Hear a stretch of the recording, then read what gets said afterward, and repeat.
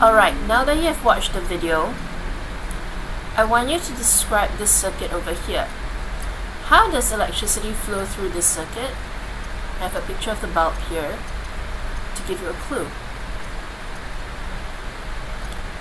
Well, electricity flows from one end of the battery, then it goes to the wire, then it enters to the metal casing of the bulb, through the filament, then to the tip. So it goes through the metal casing, through the filament, to the tip, and it goes back into the battery. That's how this bulb is being lighted. Next, I want you to figure out, is electricity flowing from the positive terminal to the negative terminal, or the other way around?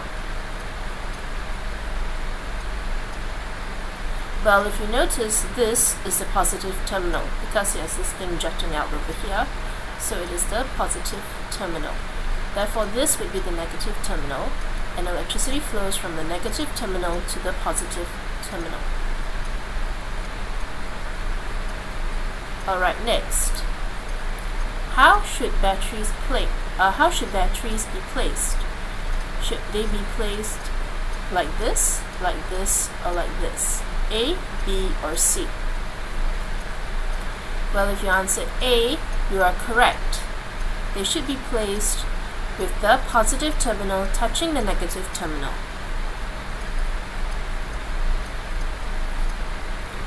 Alright, next we're going to be talking about open circuits. This is a picture of an open circuit. What do you notice about it?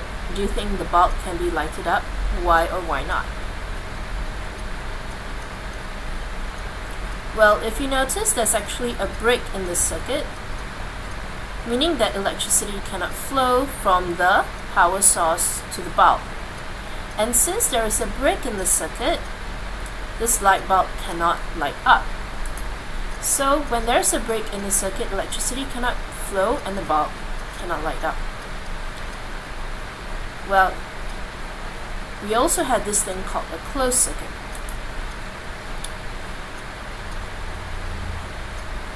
So this is a picture of a closed circuit. Can it work? Why?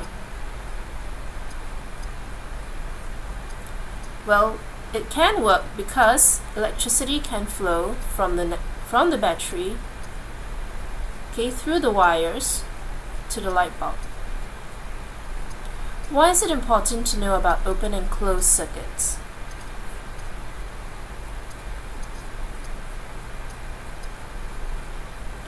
Well, to answer this question, you have to look at the switches in your class. We need to be able to switch the lights on and off.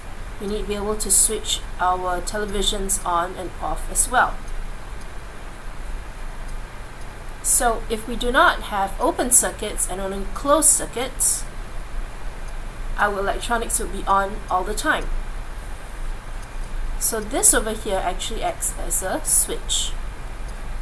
So when the switch is off or on, the circuit is open. Guess which is it? Well, when the switch is on, the circuit is closed. When the switch is off, the circuit is open. Alright, so when the switch is off, the circuit is open. When the switch is on, the circuit is closed.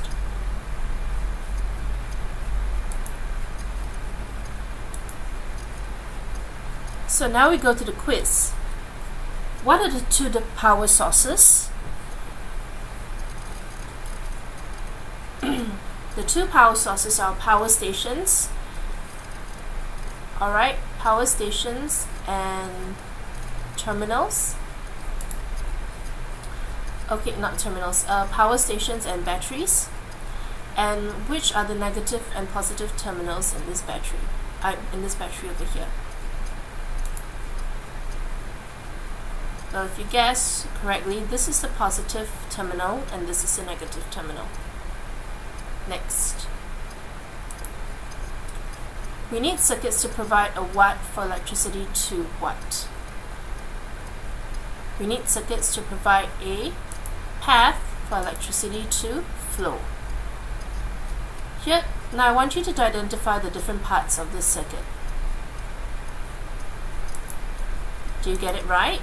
With the battery, the wires, and the light bulb. Next. What are the materials used to make the wire? Well, this part here is made up of copper, and over here, this part here is made up of plastic. What are the three different parts of the light bulb?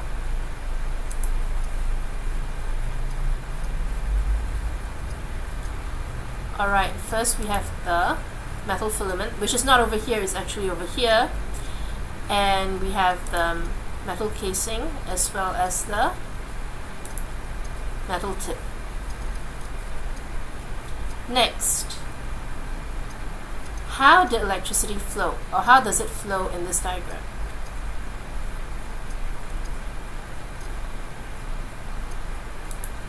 So first we start out at the battery.